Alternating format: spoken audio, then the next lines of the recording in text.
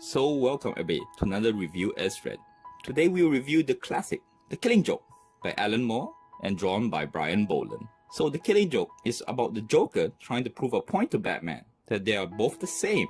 And he does that by trying to turn Commissioner Gordon mad.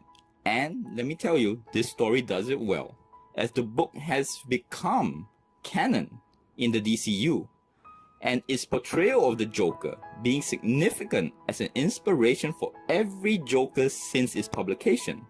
And so we'll talk about the cons, pros, and the conclusion. So let's get into it. The only con of the book is that I wish it was longer, as I wanted to read more of the Joker's philosophy. And as it is pretty much a surface argument on human nature. That being said, what is there is sufficient, and I guess with a character like the Joker, allowing him to be more mysterious in his views does allow for the character to evolve in the future, which is not a bad thing. Thus with that, let's get into the many pros of the book. First thing, the art is great. It is a dark, serious tone, but yet uses many designs from the silly Batman TV series, but yet it still feels right. Also, the art has a pop and leaps out at you. Basically, it gives the feeling of seriousness but allows itself to still be a comic that allows for the suspension of disbelief. Secondly, the story is clear, is cohesive, and happily focuses on more character development than action. Thirdly, it is just a true portrayal of how you would think the Joker would act. For example, him not being able to truly remember what memories of him is real, such as when Heath Ledger applied his "why so serious" stories.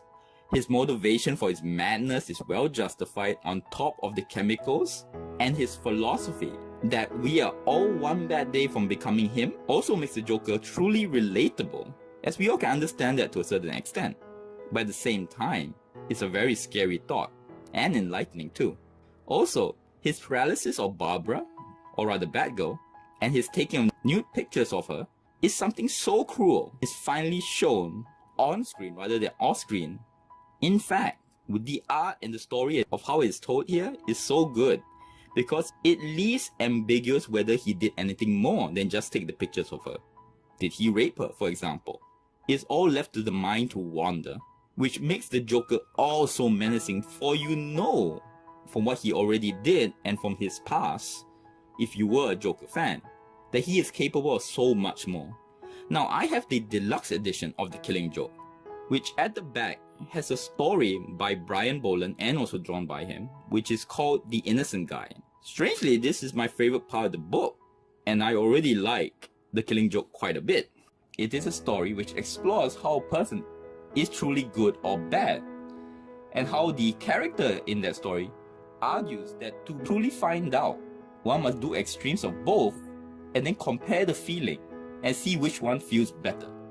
For example, he imprisons and starves a girl alive to death in a sewer and kills Batman even though he is his greatest fan. And the reason why I like it a lot more than The Killing Joke is because it really made me think. And although it is a flawed way of thinking, it is a unique take on good and evil than the usual comic book fare. So in conclusion, I can see why this is the definitive version of the Joker, and I highly recommend it. The only sad part I have is that I had built it up so much in my head, at least for the main story, that after I read it, I felt it was not as impactful. But that's not really the comic's fault. So search it out and give it a read. So if you want more content like this, like, subscribe, comment, tell me what you think. Thank you very much. Till next word.